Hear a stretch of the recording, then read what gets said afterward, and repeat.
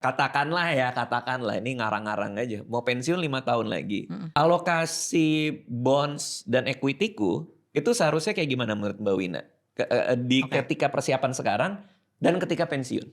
Ada 2 jenis aset kelas Heeh. yang orang harus tahu, ini bukan cuma buat Radit tapi buat semua ya, bahwa ada aset kelas yang kita sebut akumulatif, Mhm. ada yang aset kelas kita sebut generatif. Oke. Nah, buat yang udah pensiun atau titiknya udah financial freedom, as in lo nggak kerja pun lo tetap bisa makan, itu posisinya adalah dia akan punya banyak aset kelas yang generatif yang bisa menghasilkan. Oke. Contohnya ada bisnis, ada bagi hasilnya, ada profit dividennya. Mhm.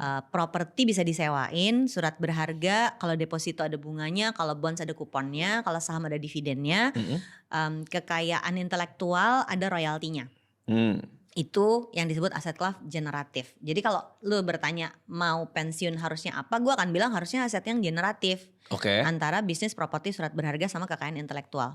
Tapi kalau uangnya belum nyampe ke targetnya, kan untuk bisa mencapai misalnya gue mau punya 20 juta sebulan dari aset-aset kelas ini, berarti kan harus ada modalnya dulu dong untuk bisa punya bisnis, properti, surat berharga dan kekayaan intelektual ini.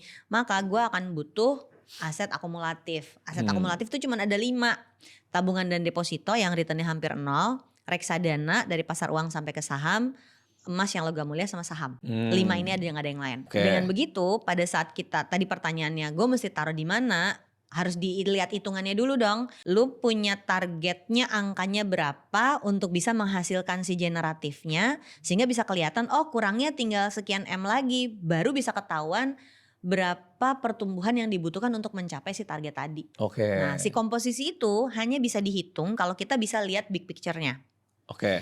Orang yang background-nya portfolio management akan bisa bikin komentar. Sekian persen di saham, sekian persen di bonds. Gue orang financial planning, gue gak bisa bikin komentar begitu. Dan gue gak punya CFA, ya kan? Dan gue bukan certified atau lisensi wakil manajer investasi. Oke. Sehingga komentar gue akan lebih ke, ntar dulu kita mesti ngitung dulu nih komposisinya berapa.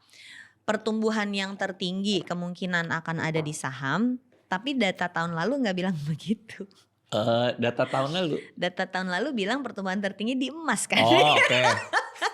Meskipun saham juga naik ya. Meskipun saham juga naik 22%. Dan mungkin bukan saham-saham kita juga kan. Tapi bukan saham yang kita pegang. Jadi udah ketahuan nih sama seluruh Indonesia. Gue sama Radit old school banget. Stok portfolionya. Oke. Gitu.